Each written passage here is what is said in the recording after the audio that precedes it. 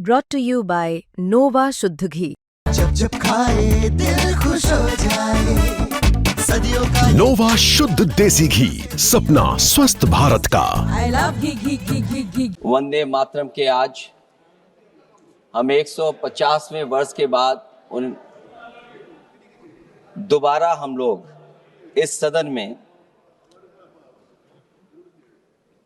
याद कर रहे हैं और हमें गर्व है इस बात का कि हम लोग इस समय पर बंकिम चंद्र चट्टोपाध्याय जी को भी याद करें, जिन्होंने इतना शानदार और ऐसा राष्ट्र को गीत देके गए हैं जिस गीत ने लाखों लाख लोगों को जागरूक किया, उनके बीच उत्साह भरा और आजादी के उस समय पर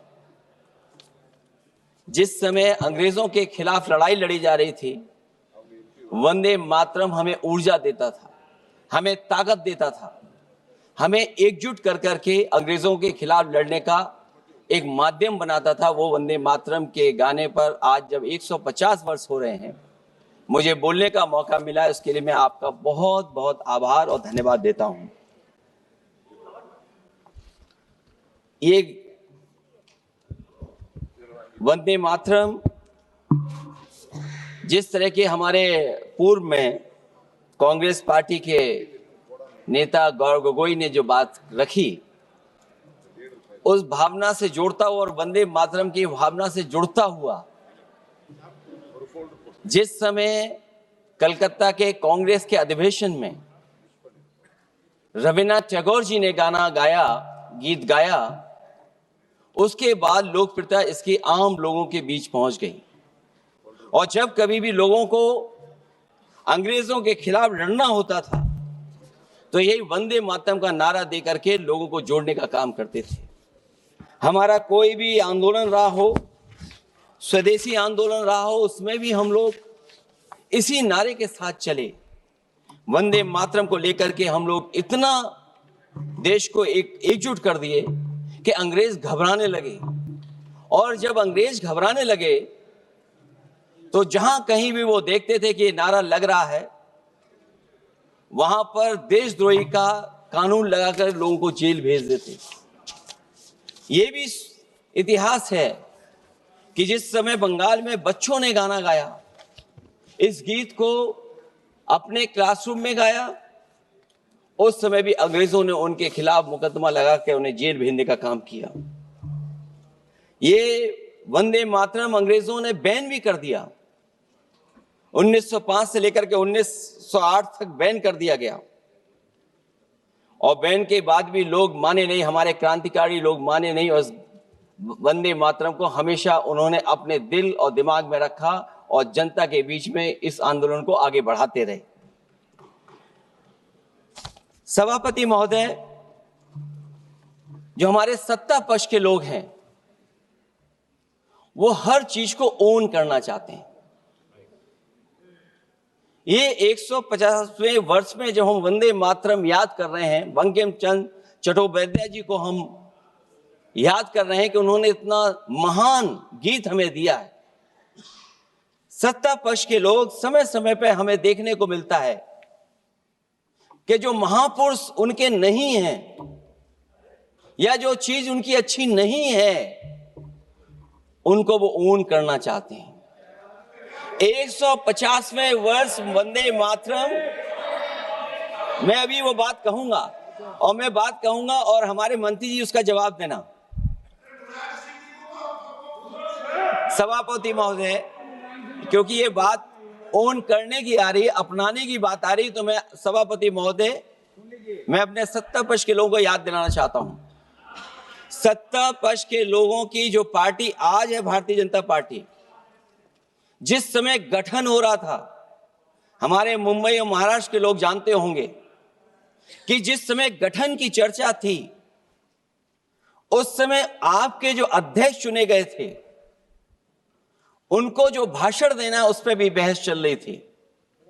और बहस इस बात की थी कि भारतीय जनता पार्टी सेकुलर रास्ते पे जाएगी, सोशलिस्ट रास्ते पे जाएगी कि नहीं जाएगी। तमाम विरोध के बाद भी उस समय के उनके राष्ट्रीय अध्यक्ष जो चुने गए थे, उन्होंने वही रास्ता अपनाया अपने भाषण में। समाजवादी आंदोलन, समाजवादी विचारधारा और सेकुलर रास्ता अपनाया। और वही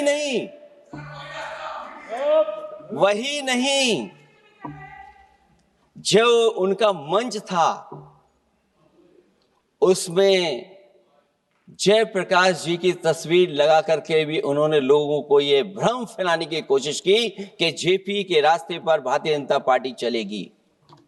बताएं माननीय मंत्री जी, आप कितने सेकुलर हैं आज, कितने सोशलिस्ट हैं आज? अभी गौरव गोगोई जी ने ठीक कहा, इंडिगो का हवाई जहाज उड़ नहीं रहे हैं, उड़ नहीं रहे कि उड़ाए नहीं जा रहे हैं? उड़ाए नहीं जा रहे। और क्या बात कही गई थी कि गरीब भी उसमें चल सकेगा। इसलिए सभापति महोदय, मैं बात दूसरी तरफ नहीं ले जाना चाहता हूं। वंदे मातरम सिर्फ गाने के लिए नहीं है, निभाने के लिए भी होना चाहिए। सभापति महोदय, आज हम आकलन करें, पीछे मुड़ करके देखें कि हम इस वंदे मातरम को कितना निभा रहे हैं।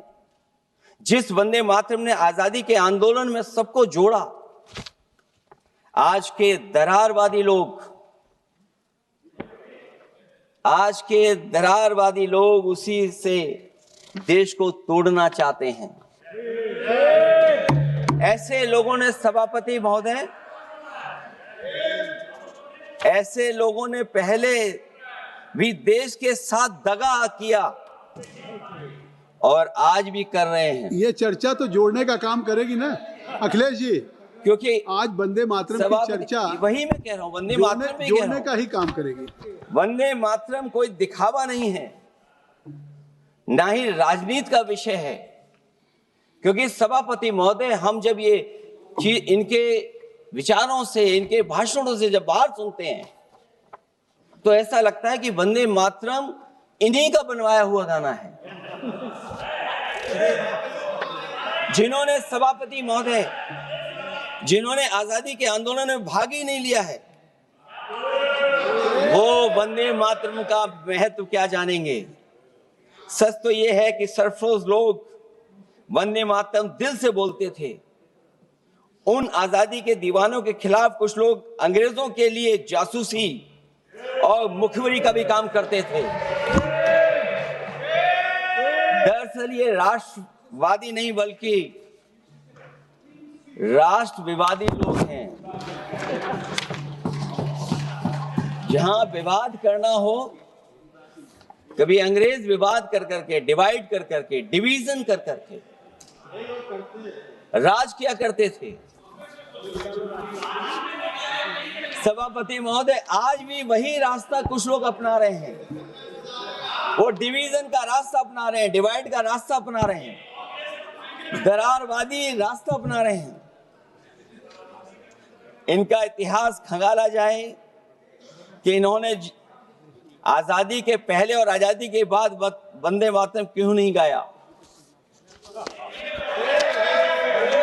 ये सभापति महोदय, आज जब हम वंदे मातरम पे इतनी चर्चा कर रहे हैं, जिस भाव से हम लोग यहाँ बैठे हैं, कम से कम ये भी खंगाला जाए इतिहास में कि वंदे मातरम कुछ लोगों ने कब गाया। उन मुखबरों से ये सवाल पूछा जाए कि स्वतंत्रता के बाद भी उन्होंने अपना गीत क्यों बनाया। उनकी एक रंगी सोच ने तिरंगा क्यों नहीं फहराया। वंदे मातरम सियासत के झूठे राष्ट्रवादियों के लिए नहीं है, गलत लोगों की गलत मंशा पूरा देश समझता है और केवल यही नहीं ओन करते हैं। कभी कभी भारत माता का जो चित्र है, जो पेंटिंग कभी बंगाल के महान लोगों ने बनाई थी,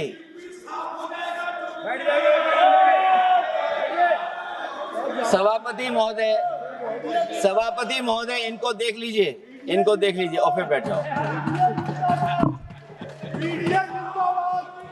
सभापति महोदय, राजभर जी आप बैठिए, आपके नेता बोल रहे हैं। सभापति महोदय, आपके वंदे नेता बोल रहे हैं, आप मातरम का बैठिए ना। भाव ये भी था कि कम्युनल पॉलिटिक्स नहीं चलेगी। और कम से कम हमारे उत्तर प्रदेश के साथियों ने कम्युनल पॉलिटिक्स को अंत किया है वहां पर जहां से कभी इन्होंने शुरू की थी। और सभापति महोदय, वंदे मातरम एक भाव के रूप में हमारे अंदर बसा है। चाहे उसके शब्द न याद हो, चाहे अर्थ न मालूम हो, चाहे पूरा याद न हो, उस सच्चे भारतीय के अंदर देश प्रेम की भावना जगाने के लिए इसके दो शब्द ही काफी हैं। जो सच में देश की एकता और अखंडता चाहते हैं, जो भाईचारे को बुनियाद मानते हैं, उनके लिए दो शब्द भी पर्याप्त हैं जो इस वंदे मातरम से हमें मिलते हैं।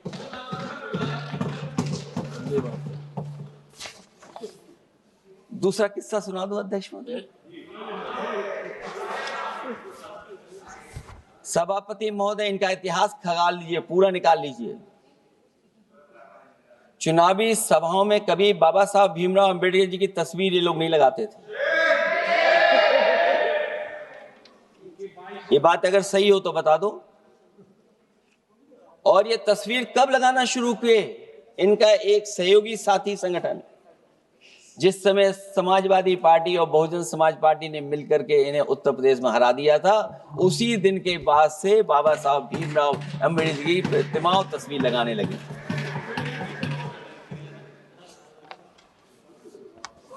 इसलिए सभापति महोदय, ये वंदे मातरम केवल गीत नहीं है। गीत के साथ साथ आज हमें ऊर्जा भी देता है।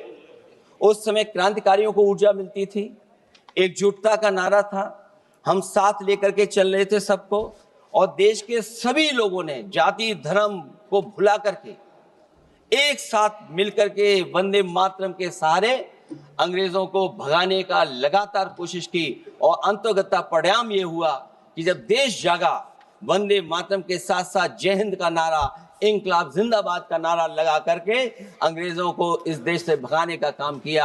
आज सभापति महोदय, जब हम चर्चा कर रहे हैं, हम कैसा देश बनाना चाहते थे और किस दिशा में हम लोग देश को ले जा रहे हैं।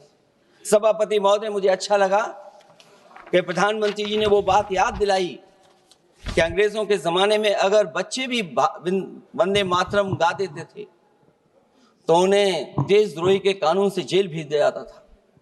आज जब हम आजाद हो गए हैं तो आज देखिए उत्तर प्रदेश में क्या हो रहा है कि जो प्राइमरी स्कूल है वो बंद किए जा रहे हैं। 26,000 से ज्यादा स्कूल बंद हो गए। और जब बच्चों को पढ़ाने के लिए हम लोगों ने जिम्मेदारी उठाई, पीढ़ी के समाज के लोगों ने जागरूक होकर के पढ़ाने की कोशिश की, तो कभी अंग्रेजों ने मुकदमा लगाया था बच्चों पर देशद्रोह का। आजादी के बाद भारतीय जनता पार्टी की सरकार ने वहां पर मुकदमे उन पे लगाए जो पढ़ने गए और जो पढ़ाने गए।